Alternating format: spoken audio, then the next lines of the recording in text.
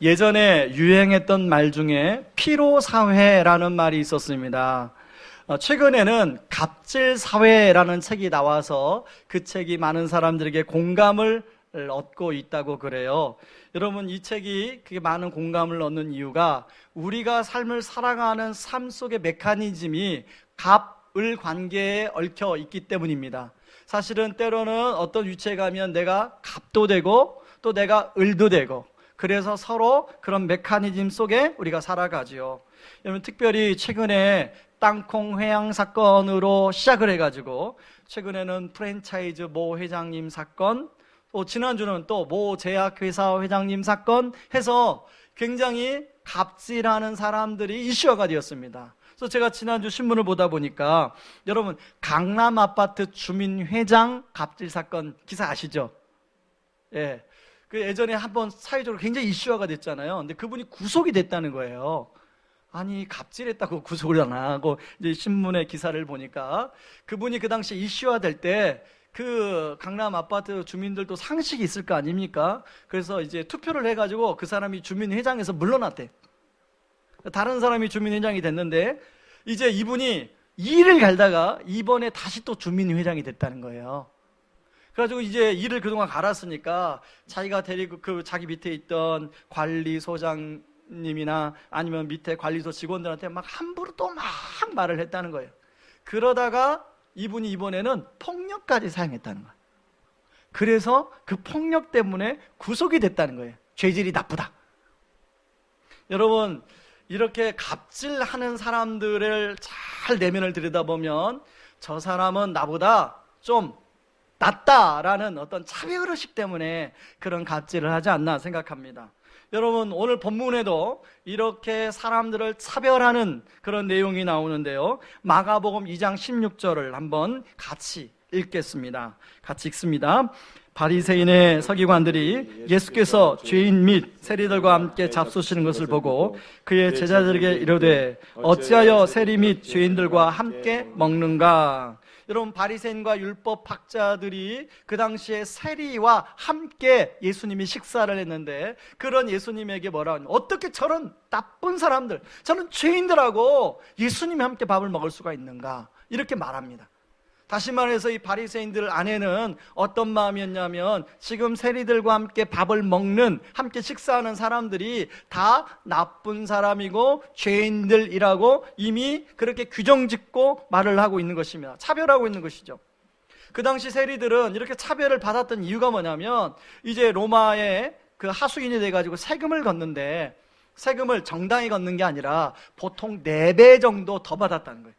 그래서 예를 들면 100원을 세금을 내면 이제 400원을 세금을 걷어가지고 300원은 인마이 포켓하고 100원만 상납을 했다는 겁니다. 그러니까 나쁜 사람들이죠.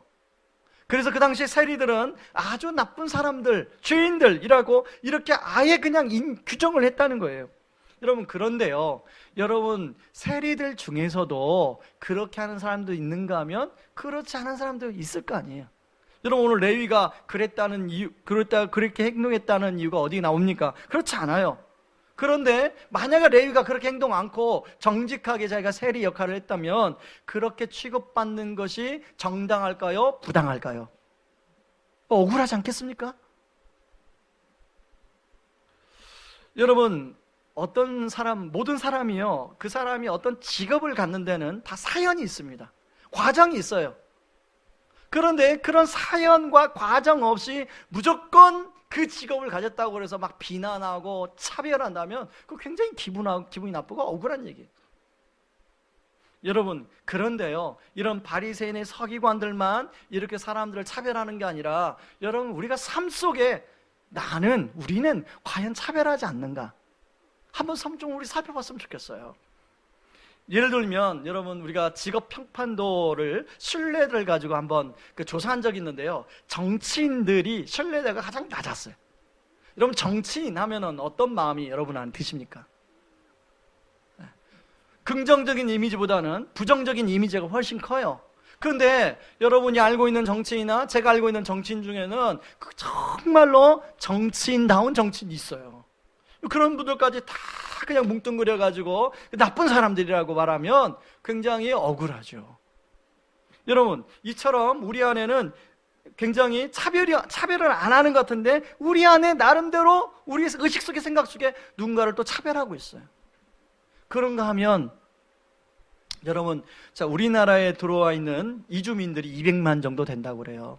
여러분, 그런 이주민들을 우리가 일주일에 이제 삶 속에 살아가면서 버스 안에서도 만나고 전철 안에서 만나고 또 때로는 식당 안에서도 만나는데, 여러분, 그런 이주민들을 볼 때 여러분들 생각에 어떤 마음이 드십니까? 혹시 차별하는 마음이 들지 않으세요? 뭐 안 들 수도 있고 들 수도 있어요. 그런가 하면 여러분, 지금은 지역색이 별로 없는데 옛날에는 이제 경상도, 전라도, 충청도 이렇게 해서 나름대로 규정짓는 말들이 있었어요. 심지어는요, 저희 목회자들이 이제 경상도 출신이 전라도 가서 목회하면 안 된다, 전라도 출신들이 경상도 가서 목회하면 안 된다는 말이 이제 신대원 다닐 때 그냥 자연스러운 말로 돌아다녔어요. 될까요, 안 될까요? 여러분, 될까요, 안 될까요? 가능하긴 한데, 예, 부교육자를 안 뽑는다는 거예요. 그러니까 이제 이러면 저 부산에 있는 어느 교회에 제가 이제 분목사로 가고 싶어서 서류를 내면 이제 제 본적 호적을 떼어볼 거 아닙니까? 그러면은 이제 전라도 출신이야. 그래서 안 뽑는 거예요. 그런 것뿐만 아니라 서울에 여러분 가보면요, 서울의 어느 모 교회는 전라도 출신만 모이는 교회, 경상도 출신만 모이는 교회들이 실제로 있습니다. 여러분, 아이고, 설마 목사님 그런 교회가 있겠어요? 그런데 실제로 있어요. 네. 자, 여러분, 우리 안에 그런 참 차별이 굉장히 삶 속에 깊숙하게 들어와 있어요. 만약에 여러분이 차별의 대상이 된다면 얼마나 그게 억울하겠습니까? 여러분, 10대, 20대들이요, 10대, 20대들에게 목사 하면요, 항상 뒤에 붙는 말이 있어요. 두 글자. 제가 차마 설교 시간이라 그 말을 할 수가 없는데, 우리 애들은 다 알아요. 목사 하면 뒤에 붙는 말이 두 마리가 있어요. 그러니까, 예.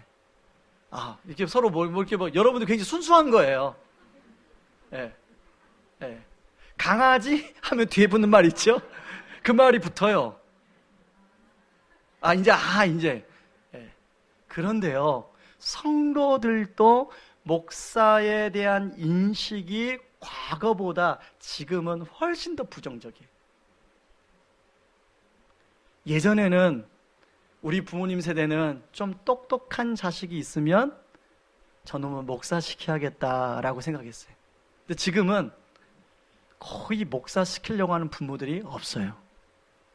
그래서 신대원 경쟁률이 점점 낮아지고 있어요. 여러분, 그거 역시도 차별이죠. 그래서 그렇게 말하는 분들에 대해서 막 그 목사 뭐뭐에 대해서 막 말하는 분들에 대해서 제가 뭐라고 하냐면, 제가 아는 목사님들은 참 정말 좋은 분들이 많은데요 라고 말해주고 싶어요. 근데 아무리 말해줘도 말이 안 되죠. 어떻든 간에 여러분, 우리 안에 차별이 굉장히 깊숙하게 들어와 있다는 것입니다. 자, 그러면 예수님은 그 당시에 바리새인들, 서기관들과 어떤 다른 태도를 취하는가를 한번 보겠습니다. 13절 한번 보세요. 자, 13절에 보시면, 여러분 성경을 잘 보세요. 13절에 보시면 예수님을 따라다니는 큰 무리가 있었다고 그래요. 많은 사람들이 예수님을 따라다녔어요. 거기에는 갈릴리 지역에 정말로 나름대로 똑똑한 사람도 있을 것이고, 또 좋은 직업을 가지고 있는 사람도 있을 것이고, 여러 부류의 사람들이 다녔을 거예요. 근데 그 중에 예수님이 누구를 제자로 불러요? 오늘 성경에 보니까 누구를 제자로 불러요? 세리 레위를 불러요. 자, 여러분 말씀에 14절 말씀을 같이 한번 읽어봅니다. 같이 읽습니다. 또 지나가시다가 알페오의 아들 레위가 세관에 앉아있는 것을 보시고 그에게 이르시되 나를 따르라 하시니 일어나 따르니라. 그것뿐이 아니에요. 세리와 죄인들이라고 취급했던 사람들의 집에 예수님이 가서 식사를 하세요.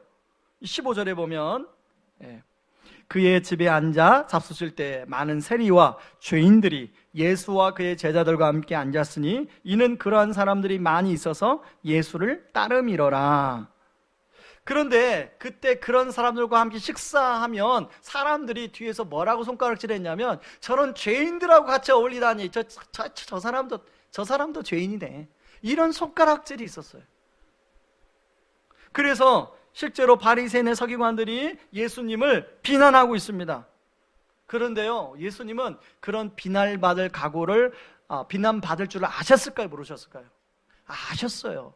비난받을 각오를 하고 그렇게 행동하셨습니다. 그래서 마태복음 11장 19절에는 뭐라고까지 불리냐면 세리와 죄인들의 친구다, 이렇게 불리고 있어요. 자, 예수님이 레위와 함께 식사하고 또 레위를 제자로 삼은 결과 어떤 일이 벌어집니까? 여러분, 레위라는 이름을 누가 지어줬을까요? 뭐 할아버지나 아버지가 지어주지 않았겠어요? 근데 레위라는 이름의 뜻은 여호와는 나의 기업이다라는 뜻입니다. 자, 레위가 레위 지파였나 아닌가는 성경에 확실히 나오지 않아서 잘 알 수가 없어요. 그러나 아버지가 지어줬던 이름을 지을 때 이 아이가 레위처럼 정말로 여호와는 나의 기업으로 살아가도록 지었을 거 아니겠습니까? 여러분, 자녀들 이름은 어떻게 지었습니까? 자녀 이름 지을 때 심사숙고해서 짓죠? 예, 최근에 어느 그 젊은 부부가 저한테 아기 이름을 지어달라고 해서 그렇게 어려운 걸 저한테 부탁하지 말라고 하고 제가 돌려보냈어요. 그래서 믿지 않는 남편, 이제 그 남편은 우리 교회 처음이에요. 교회 나오긴 나와요, 아내 때문에. 그래서 그 남편한테 물어보고 남편이 원하는 이름을 지으라고 그랬습니다. 여러분, 이름 짓는 게 이렇게 어려워요. 왜냐하면 그냥 부모가 정말 심사숙고해서 애가 이런 인생을 살았으면 좋겠다 하고 이름을 짓습니다. 아마 레위도 그랬을 거예요. 그런데 지금 레위의 현재 인생은 어떻습니까? 여호와는 나의 기업이 아니라 지금 이 세금을 누구한테 바치게 되냐면 헤롯 안티파스에 바치게 돼요. 그리고 헤롯 안티파스에게 고용이 되어서 그 일을 해주고 있는 거예요. 누가 기업이 되고 있습니까? 헤롯 안티파스가 나의 기업이 되고 있어요, 지금. 여러분, 레위 안에 돈은 많이 벌었을 거예요. 세리하면 그 당시에 좋은 직장으로 불리웠으니까 돈은 많이 벌었을 텐데 그 안에 갈등이 있었을까요? 없었을까요?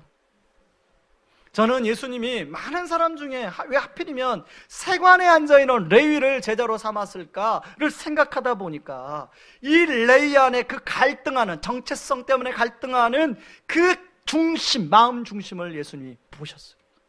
그리고 레위야, 나를 따라오너라. 여러분, 그렇게 예수님이 말씀하시니까 레위가 어떻게 해요? 한치의 망설임 없이 자기의 직장을 내려놓고 예수님을 따라갑니다. 여기 우리 이제 갓 직장에 들어가신 우리 젊은 청년들이 있을 텐데, 여러분이 정말 원하는 그 직장 들어갔는데 예수님이 나를 따르라 한다고 그 직장을 한꺼번에 고민 없이 탁 버리는 게 쉬워요, 어려워요? 쉽지 않죠. 그 직장 때문에 막 매일 고민해도 그 직장을 하루아침에 탁 버리는 게 쉽지 않아요. 근데 레위가 직장을 하루아침에 쫙 버리고, 레위는요 되게 기뻤던 것 같아요. 그래서 너무 감사해서 어떻게 그 마음을 예수님께 표현할 수 있을까 고민하다가 자기 집에 이제 식사를 예수님을 초대를 하는데요, 누가복음에 보니까 누가복음 5장 29절에 보니까 그냥 식사가 아니에요. 누가복음 5장 29절 보세요. 거기 보면 자기 집에서 큰 잔치를 베풀었다. 그냥 식사가 아니죠. 이 레위는 자기를 제자 삼아준, 자기 정말로 그 갈등하고 있는 자기를 제자 삼아주신 그 예수님의 은혜가 너무 감사해서 사람들을 모으고 자기 친구들을 다 모아서 큰 잔치를 베풀어요.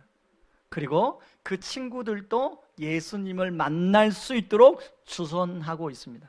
이걸 가리켜서 새생명 축제 때 우리가 마태 파티라고 부르죠. 여러분, 레위는 또 다른 이름, 마태라는 이름을 가지고 있습니다. 여러분, 마태라는 이름의 뜻이 뭔지 알고 있습니까? 마태는 하나님의 선물이라는 뜻을 가지고 있어요. 마태의 이름이 언제 지어졌는지, 베드로의 이름은 지어진 게 나오지만 마태의 이름은 언제 지어졌는지 나오지 않아요. 아마 레위로, 예수님의 제자로 부름받고 그 은혜가 감사해서 그거 자체를 선물로 받아서 자기 이름을 하나님의 선물이라는 뜻으로 마태로 부르지 않았을까 생각해 봅니다. 여러분, 마태는 그로 끝나는 것이 아니라 마태복음이라는 신약 성경의 첫 부분을 장식하는 그 성경을 기록하고 있습니다.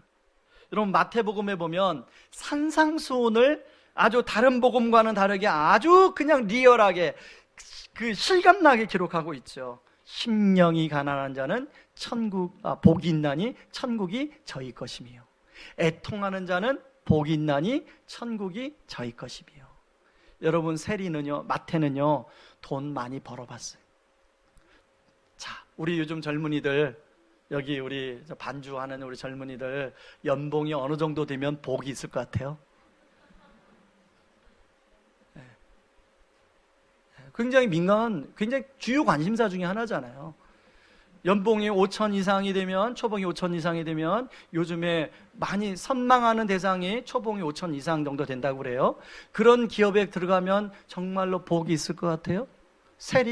레위가 아마 그랬을지도 몰라요. 그런데 막상 그 직장에 들어가서 보니까 그게 복이 아닌 거예요.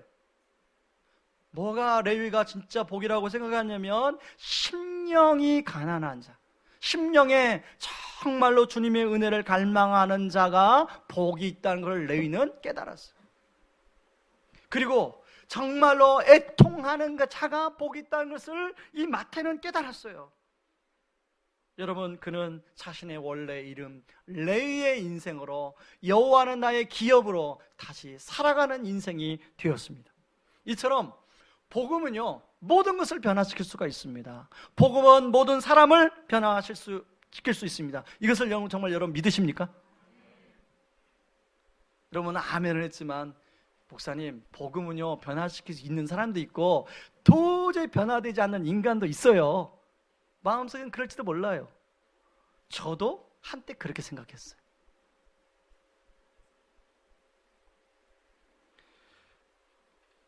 여러분, 복음이 모든 것을 변화시킨다면 우리가 복음의 눈으로 우리가 무장할 필요가 있지 않겠습니까?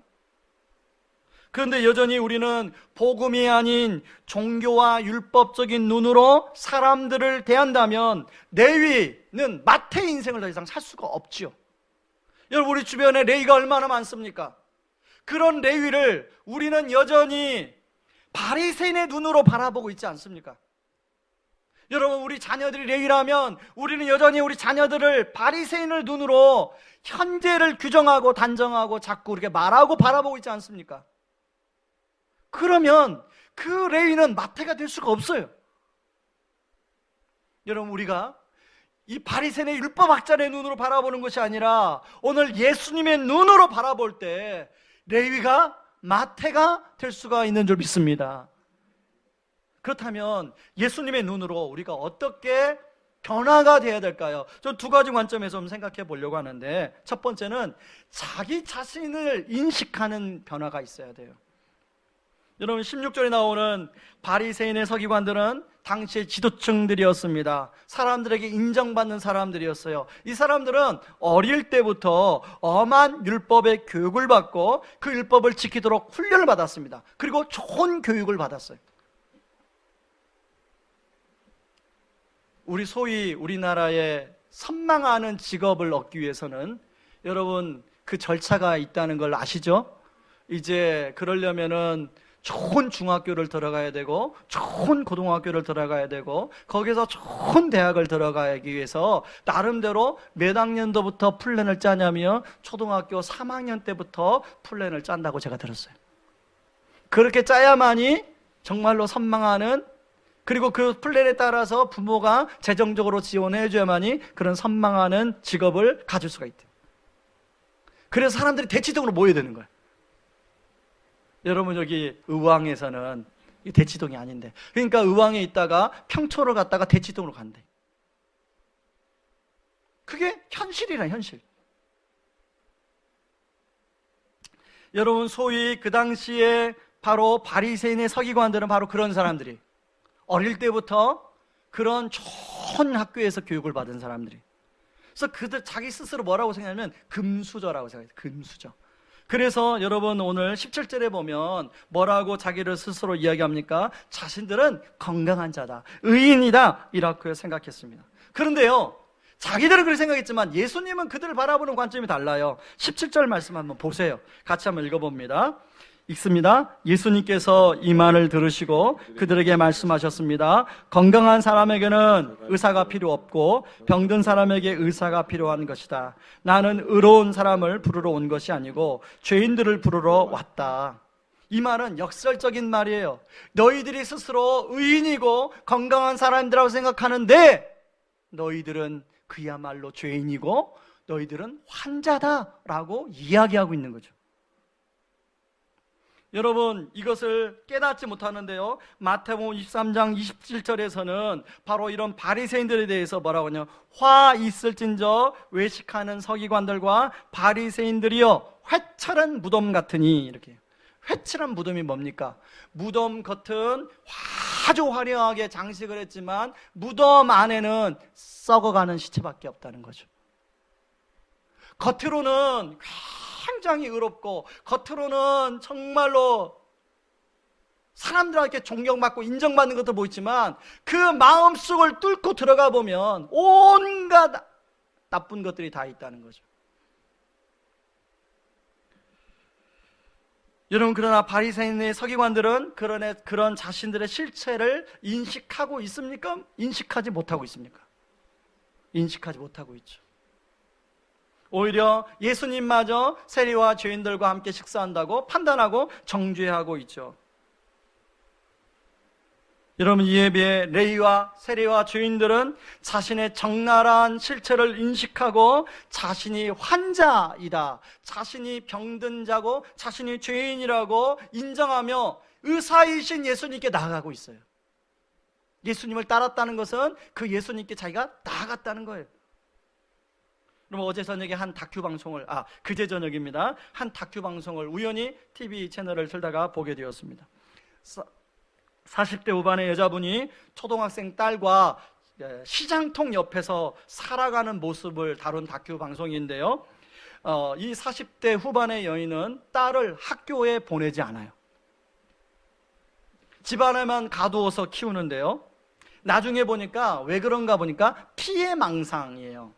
그래서 어떤 피해망상이냐면 시장에 있는 사람들이 자기를 24시간 감시하고 감시 카메라를 달아서 자기 집을 늘 살피고 언젠가는 자기 집에 들어와서 침입해서 순간순간 침입한다고 생각해요.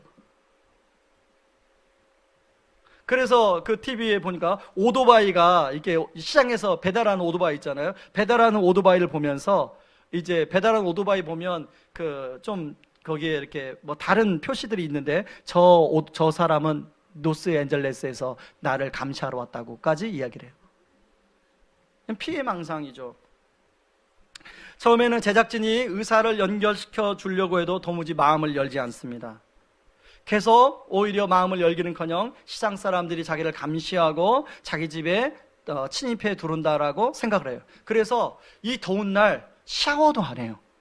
그래서 제작진이 물었어요. 그러면 이 초등학교 4학년 정도 된 나이인데 이 아이는 어떻게 시킵니까? 그랬더니 샤워를 안 시키고요, 정말로 샤워가 필요하면 불 다 꺼놓고, 카메라가 혹시 자기를 찍을까봐 불 다 꺼놓고 그렇게 시킨다는 겁니다.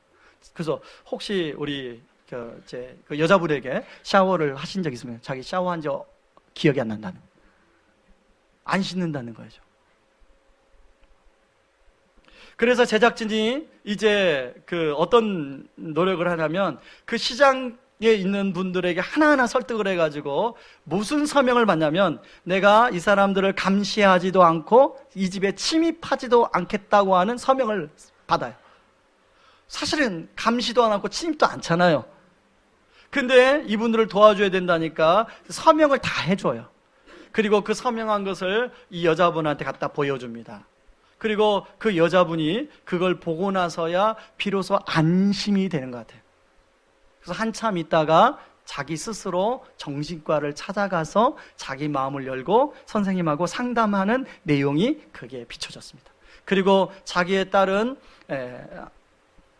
월드비전에서 하는 학원에 보내는 내용이 거기에 비춰져서 그 다큐가 끝나는데요. 이 사람이 왜 피해망상에 빠졌나 보니까 미혼모로 아이를 키웠어요. 주변에서 이제 여러 가지 질타가 있었을 거 아닙니까? 그리고 여러 가지 눈총이 있지 않았겠습니까? 사람들이 수군거림이 있지 않았습니까? 그러다 보니까 자기를 방어하다 보니까 피해망상에 빠진 거예요. 저는 그걸 보면서요, 그 사람을 피해망상에 빠졌다고 뭐라고 할 게 아니라 바로 그 사람, 그 여자분이 피해망상에 빠지게 한 것은 바로 우리들이다라는 생각이 들었어요. 여러분, 사람은 처음부터 피해망상에 빠지지 않아요. 근데 주변에서 자꾸 판단하고 정죄하고 시선 하나를 그렇게 하면 그 사람은 자꾸 위축될 수밖에 없고 자기를 방어해야 되니까 더욱더 자기 방어 기제가 발달이 되는 거죠. 그러다 보니까 누구에게도 마음을 열지 않고 누구하고도 조금만 다퉈도 막 싸우고. 그런데요, 그 여자분이 언제 스스로 정신과 의사를 찾아가요? 이제 사람들이 그렇지 않겠다고 안심이 되니까 스스로 정신과를 찾아가서 자기 마음의 문을 열어요.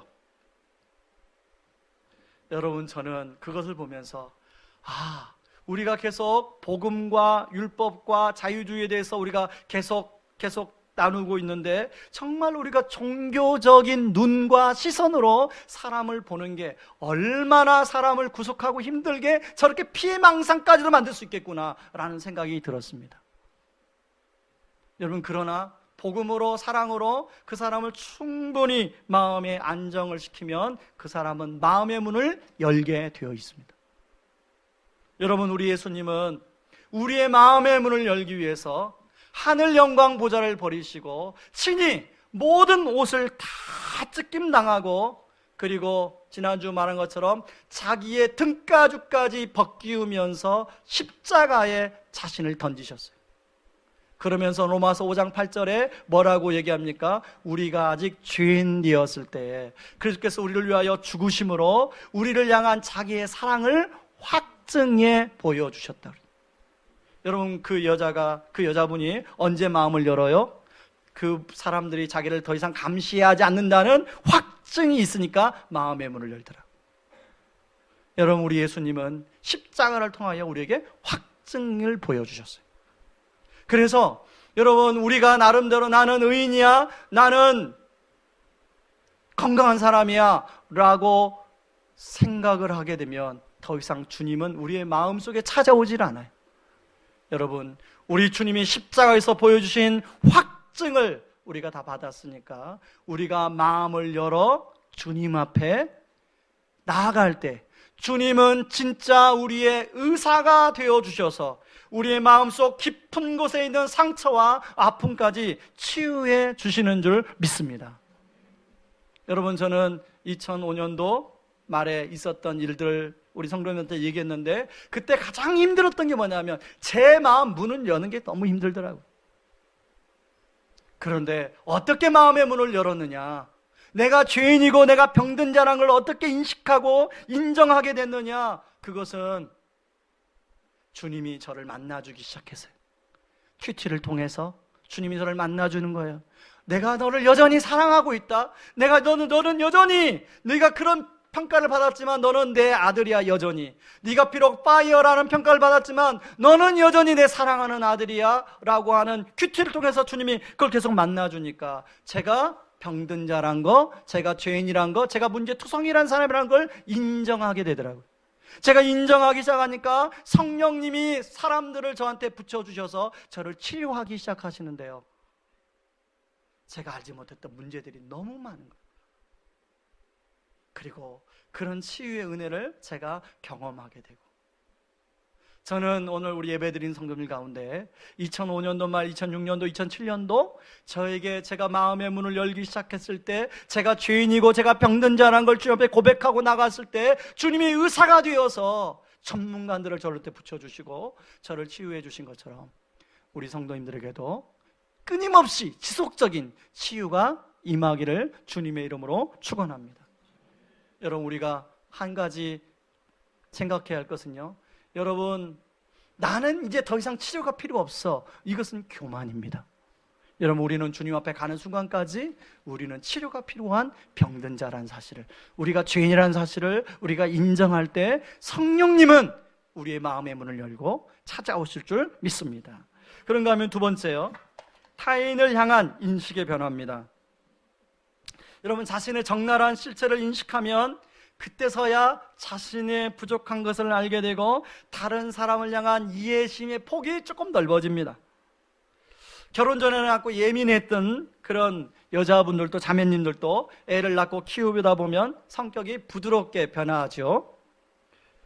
그래서 그런 말을 하죠. 어른들이 남자는 꼭 군대를 보내야 되고 여자들은 꼭 아기를 낳아야 된다, 이런 말 하죠. 제가 하는 말 아니라 어른들이, 우리 보통적으로. 왜냐하면 저는 그렇게 생각해요. 꼭 뭐 아기를 낳고 군대 가야만 이렇게 되는 게 아니라, 여러분, 우리가 인생이 이런 고난 저런 고난을 겪다 보면 타인을 향한 긍휼의 폭이 넓어지는, 타인을 향한 긍휼의 깊이가 깊어지는 거죠. 여러분, 같은 내용이 나오는 마태복음의 9장에 보면 마가복음에는 기록하지 않은 말씀을 추가적으로 기록하고 있는데요, 마태복음 9장 13절에 이렇게 마태가 이야기합니다. 같이 한번 읽습니다. 너희는 가서 내가 긍휼을 원하고 제사를 원치 아니하노라 하신 뜻이 무엇인지 배우라. 나는 의인을 부르러 온 것이 아니요 죄인을 부르러 왔노라 하시니라. 여러분, 긍휼이라는 단어는 엘리오스라는 단어인데, 이걸 구약적인 개념으로는 헤세드라는 단어예요.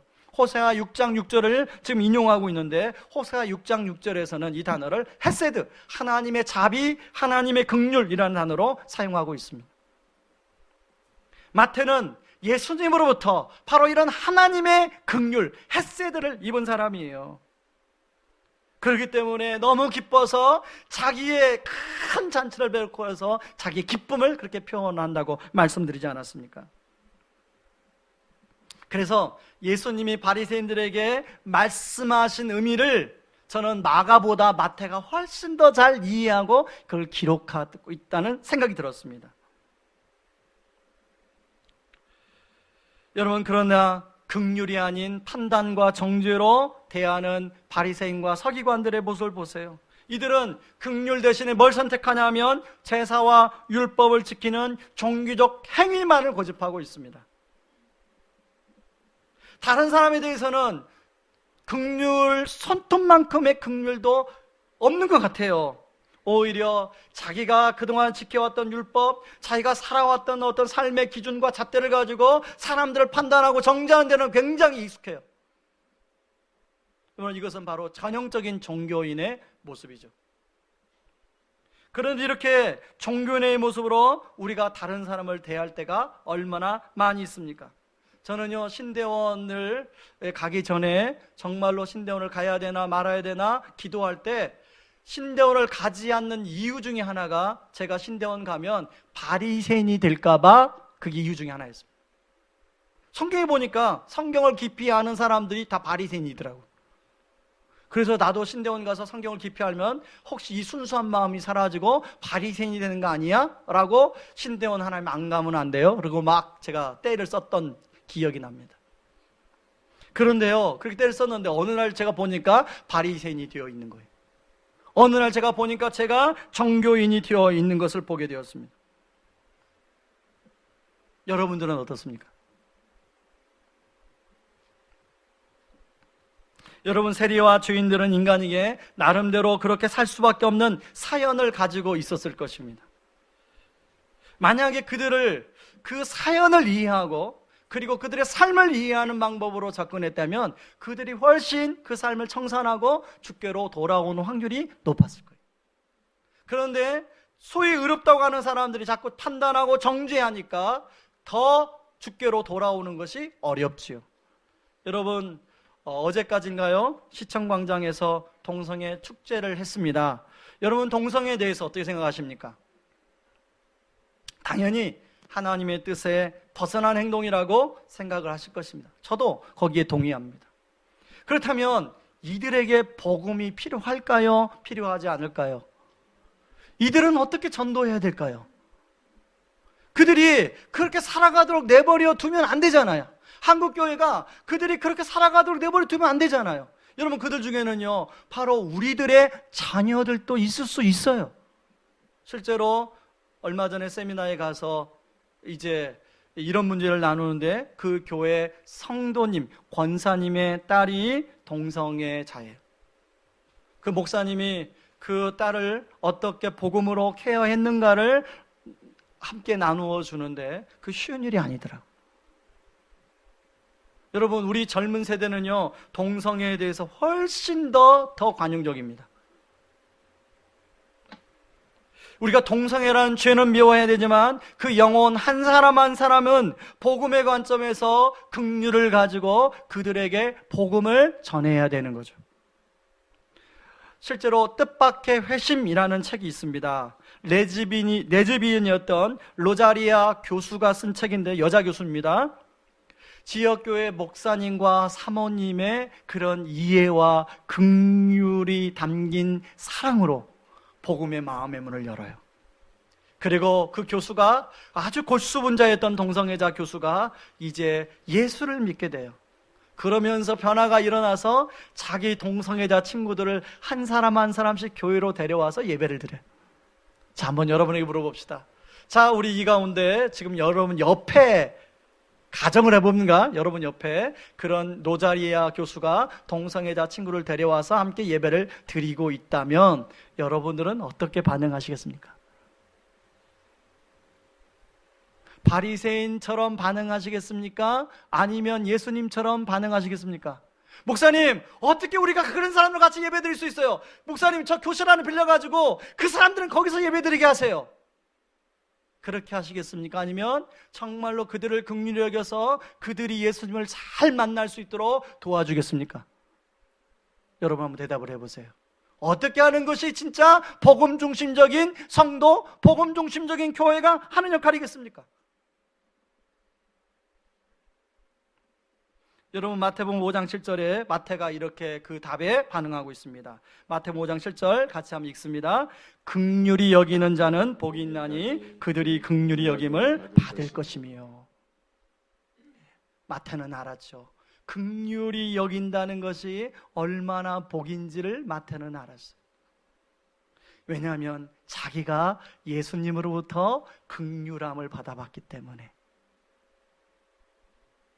여러분, 우리도 누군가를 긍휼히 여겨야 되는데, 여러분 살다 보면 내가 그냥 긍휼함이 나도 모르게 가는 사람이 있는가 하면, 긍휼함을 아무리 가려고 주려고 해도 긍휼함이 안 가는 사람이 있어요, 없어요?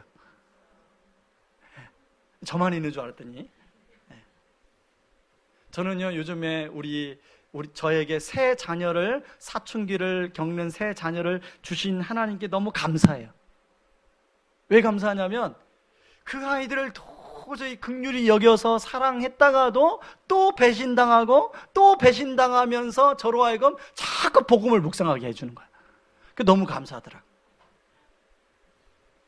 여러분, 이게 저희 집안 얘기만입니까? 여러분 집안 얘기는 아니에요?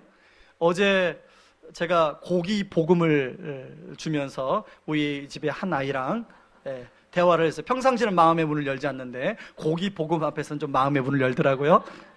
그 아이가 좀 깊은 대화를 나눴어요. 여러분, 당부하건대 저희 세 아이 중에 누구라고 추정하지 마시고, 그 아이를 어떻게 목사 아들이 그럴 수 있어? 그거 바로 이제 종교적인 거죠. 그리고 추정하지 마세요. 저한테 뭐라고 하냐면, 목사님, 저 아빠가 목사라는 게 싫어요. 의왕 우리 교회 안 다니고 저 다른 교회 다니면 안 돼요. 저는 충격을 먹었어요. 아빠, 제가 20대 후반에 신앙을 떠난다면 아빠는 어떻게 생각하세요? 그래서 왜 그러니 물어보니까 우리 교회가 전체적으로 그런 분위기는 아니지만 자기를 바라보는 시선이 너무 싫다는 거죠. 목사들은 이래만 돼라는, 성도들이 그렇게 안 바라보시죠? 여러분 그냥 안 바라보시잖아요. 근데 걔가 그런 시선을 그냥 받는 거예요. 여러분이 그런 말 안 하잖아요. 근데 걔는 그게 말로 들리는 거예요. 그래서 제가 충분히 그 마음을 이해한다. 아빠가 목사이기 때문에 네가 겪는 고통인데 충분히 이해한다.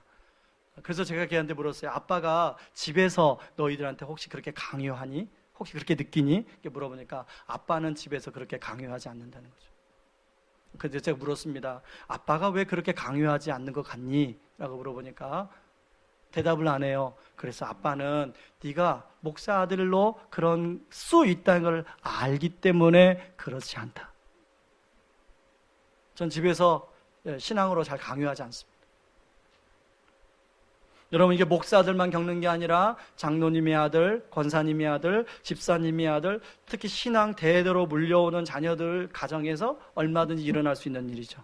그래서 이 아이가 나중에 어디로 빠져요? 이렇게 종교주의라는 틀이 너무 싫어서 이 아이들이 가는 곳이 자기 마음대로, 자기 생각대로 살고 싶은 자유주의로 가는 거 아니겠어요? 그래서 제가 어제 그 아이한테, 야, 그건 자유주의로 갈 수 있는 생각인데 아빠가 그러지 않는 것은 너네들이 복음 안에 올바로 서기를 원해서 그렇다는 거다.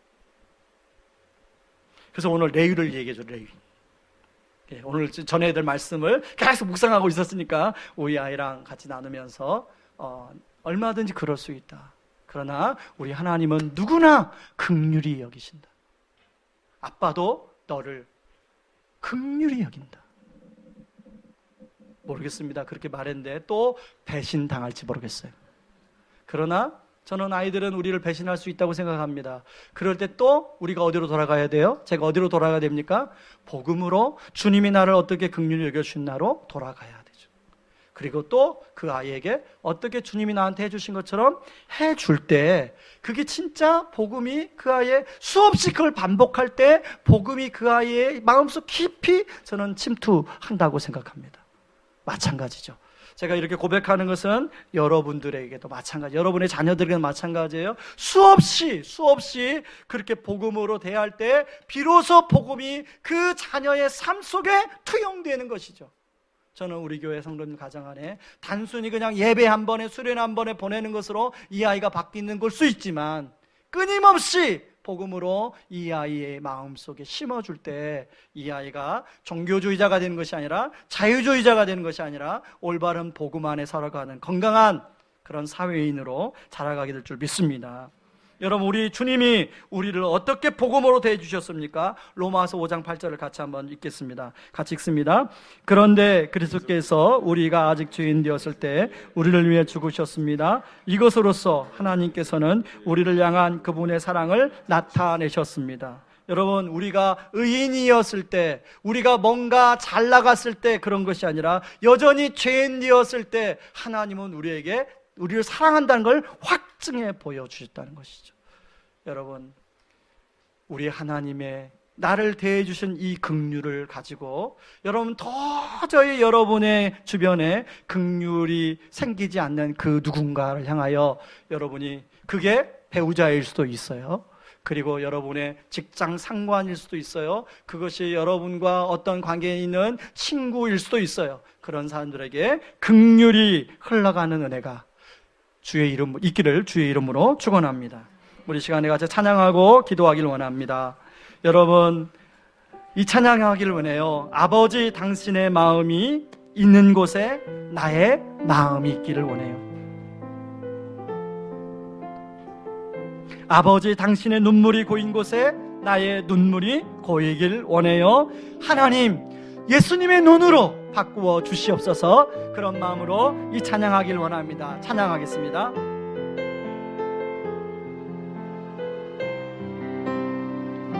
아버지, 당신의 마음이 있는 곳에 나의 마음이 있기를 원해요. 아버지, 당신의 눈물이 고인 곳에 나의 눈물이 고이길 원해요. 아버지, 당신이 바라보는 영혼에게, 당신이 바라보는 영혼에게 나의 두 눈이 향하길 원해요. 향하길 원해요. 아버지, 당신이 울고 있는 어두운 땅에, 당신이 울고 있는 어두운 땅에 나의 말이 향하길 원해요. 나의 마음이 아버지의 마음, 아버지의 마음아라. 내 모든 뜻 아버지의 뜻이 될 수 있기를. 나의 온몸이 아버지의 마음아라. 내 모든 삶 당신의 삶 되기를. 나의 마음이 아버지의 마음아라. 내 모든 뜻 아버지의 뜻이 될 수 있기를. 나의 온몸이 아버지의 마음아라. 내 모든 삶 당신의 삶 되기를. 우리 시간에 기도하기를 원합니다. 여러분, 그동안 우리는 자신을 의롭게 여기고 타인을 정죄와 판단으로 여기고 바라보았던 종교인의 삶을 살진 않았습니까? 이 시간에 하나님, 예수님의 눈으로 변화되어서 아버지 주님 앞에, 우리를 치유하기를 원하는 주님 앞에, 하나님, 제가 죄인입니다. 하나님, 제가 병든 자입니다. 하나님, 그런 마음으로 기도하며 마음을 열길 바랍니다. 그러면 성령님은 이곳에 들어오셔서, 우리 마음속에 들어오셔서 우리 마음속 깊숙한 곳에 있는 그 아픔과 상처를 치유할 줄 믿습니다. 하나님, 또 하나 기도할 때, 하나님, 다른 사람을 정죄하는 판단이 아닌 하나님, 주님이 나를 향한 긍휼을 묵상하고 복음적인 긍휼로 여기게 하여 주시옵소서. 그렇게 눈으로 바라보고 섬길 수 있도록 하나님, 저에게 은혜 주시고 힘 주시옵소서. 우리 같이 기도하며 나아가겠습니다. 기도하겠습니다. 고마우신 하나님 아버지, 그렇습니다.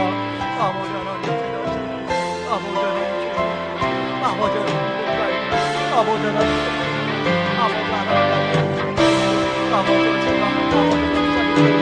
제가 의인이 아니고 아버지, 제가 아버지 하나님, 아버지, 제가 건강한 사람이 아닌 것을 아버지가 알지요.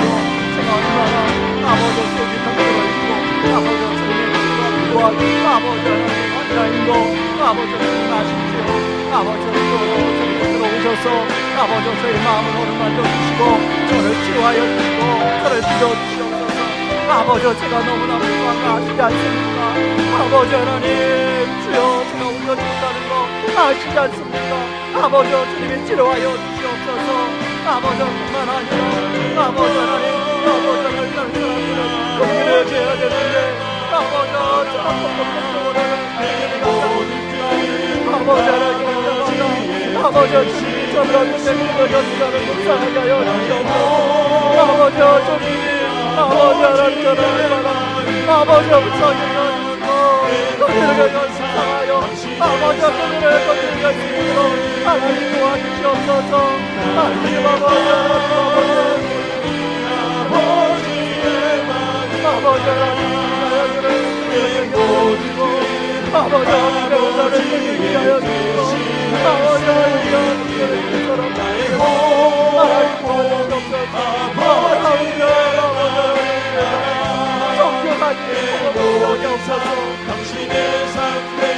나의 마음이 아버지의 마음 알아. 아버지의 마음 알아. 내 모든 뜻 아버지의 뜻이 될 수 있기를. 나의 원동이 아버지의 마음 알아.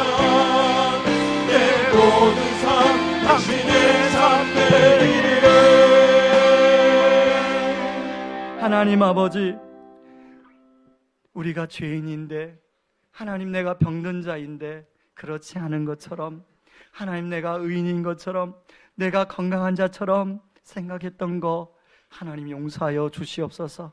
아버지, 우리는 주님 앞에 갈 때까지 아버지여 죄인으로 병든 자요 주님이 치료가 필요하고 주님이 손길이 필요합니다.